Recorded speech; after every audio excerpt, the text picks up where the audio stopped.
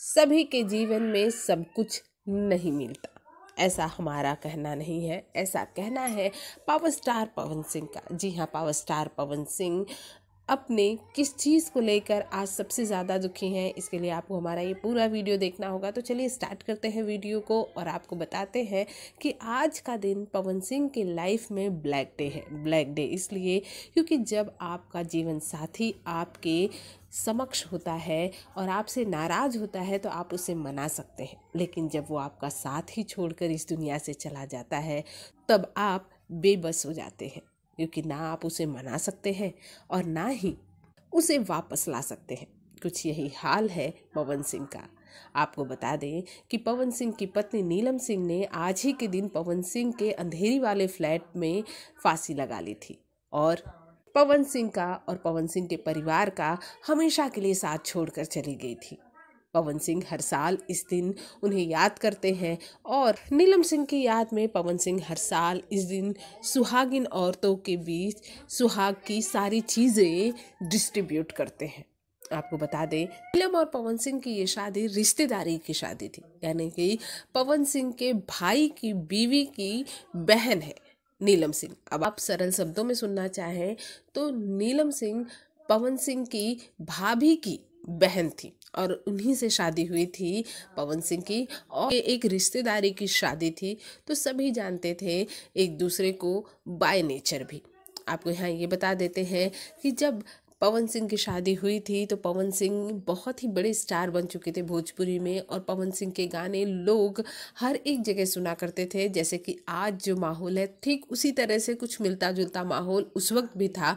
पवन सिंह तब बॉलीवुड में कम सक्रिय थे जैसा आज है। आपको बता दें कि ऐसे में पवन सिंह के बारे में ये तो जानती थी नीलम सिंह कि वो भोजपुरी के सुपरस्टार हैं, लेकिन ये नहीं जानती थी कि भोजपुरी इंडस्ट्री में 24 घंटे भी स्टार्स के लिए कम पड़ जाते हैं काम के लिए। काम का कमिटमेंट पवन सिंह के लिए इतना ज़्यादा था उस वक्त कि वो अपनी पत्नी को उतना टाइम नहीं दे पाते थे।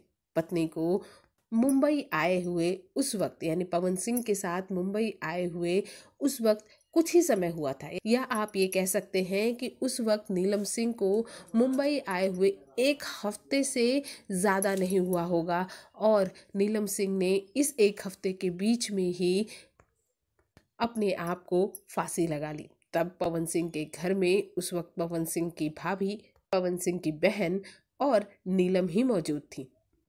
पवन सिंह उस वक्त किसी फिल्म की शूटिंग कर रहे थे और जैसे ही उन्हें ये खबर मिली कि नीलम सिंह ने अपने आप को फांसी लगा ली है, वो दौड़ते हुए घर आए। नीलम सिंह को हॉस्पिटल ले जाने वाले ही पवन सिंह थे और वहाँ उन्हें जब मृतक घोषित किया गया तो पहली खबर भी पवन सिंह को ही दी गई थी। आपको यहाँ ये बता दें कि जब नीलम सिंह को हॉस्पिटल ले जाया जा रहा था तो उस वक्त उनकी मृत्यु हो चुकी थी।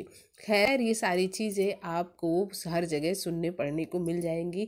सबसे बड़ा सवाल ये उठता है, आखिर नीलम सिंह ने फांसी क्यों लगाई? तो इसके पीछे सबसे बड़ी वजह ये बताई जाती है कि पवन सिंह उस वक्त अपने काम को लेकर बहुत ही बिजी रहा करते थे और नीलम सिंह को वो समय नहीं दे पाते थे जिस समय की वो हकदार थी, और नीलम सिंह इंडस्ट्री के रीति रिवाज से वाकिफ नहीं थी।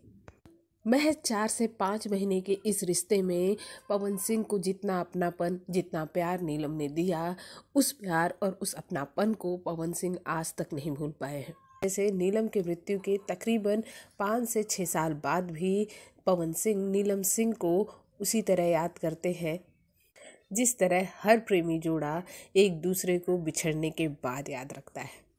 भोजपुरी जगत के हॉट और मसालेदार गॉसिप के लिए हमें सब्सक्राइब करना बिल्कुल न भूलें।